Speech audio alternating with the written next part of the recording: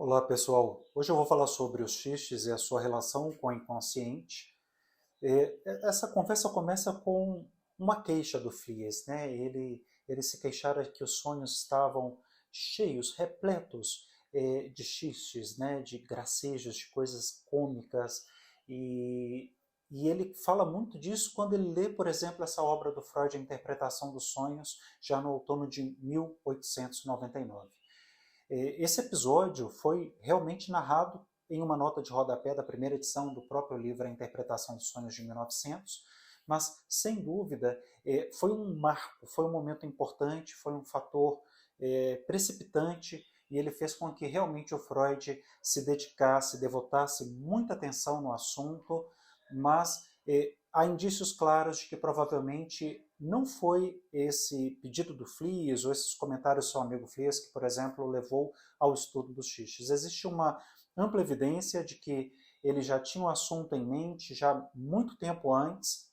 já que o próprio Freud, há algum tempo, ele dispunha de alguns materiais, de alguns estudos sobre o cômico, a comicidade, os xistes, e então ele já tinha, naquele momento que o Fries faz a queixa de uma resposta, ele demonstra a probabilidade dessa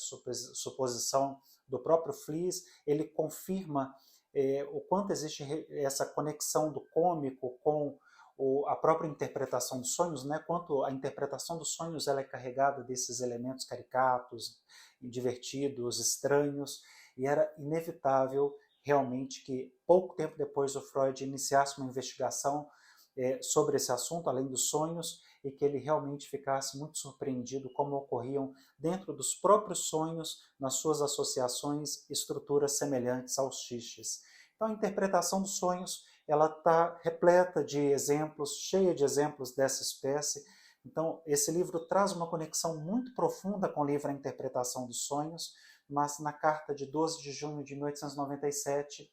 o Freud vai citar um xiste sobre um caso bem interessante em que ele diz: devo confessar que desde algum tempo estou reunindo uma coleção de anedotas de judeus de profunda importância. Então a gente vai trazer essa conexão dos xistes com as anedotas, com os gracejos, vamos trazer com os jogos de palavras. Então ele vai trazer várias influências para nos ajudar a pensar, por exemplo,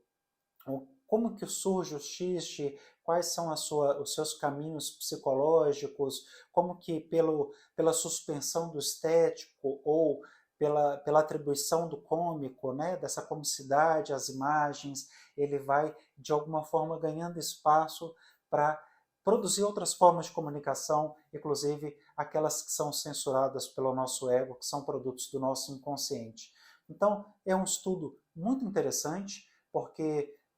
o Freud vai buscar alguns teóricos como Lipps in The Basic Facts of Mental Life, de 1893, e ele fica impressionado pelos comentários deste, por exemplo, sobre o próprio inconsciente. Olha que legal. Então a gente começa a perceber algumas influências também da época e de alguns teóricos que levaram Freud também a ter esse interesse de construir, de escrever essa obra incrível que é os xistes e sua relação com o inconsciente. E o Freud, logo ao início do presente estudo,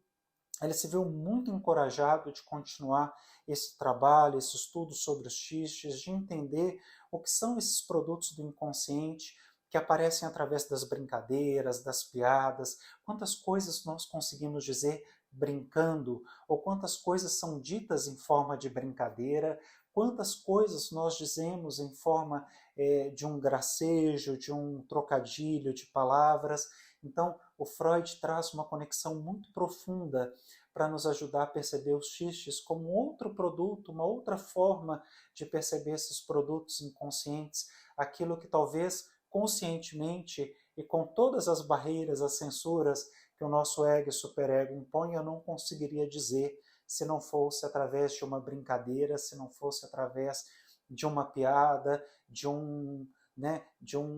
algo cômico, algo divertido, que realmente eu consiga falar sobre isso. E esse estudo em si é muito agradável, muito interessante para o nosso trabalho na clínica psicanalítica, porque brincando muitas vezes nesse aspecto lúdico de dizer as coisas, nós acabamos dizendo muitas coisas que são muito importantes para nós dentro do processo analítico. Então, fica aqui a primeira recomendação de leitura desse livro, dessa obra freudiana, Os Xistes e a Relação com o Inconsciente, que traz uma profunda conexão com a obra A Interpretação dos Sonhos e que nos ajuda a perceber muito como que essas imagens oníricas, transformadas, deslocadas, condensadas, que parecem tão caricatas, tão impróprias, tão impossíveis de acontecer, fala muito sobre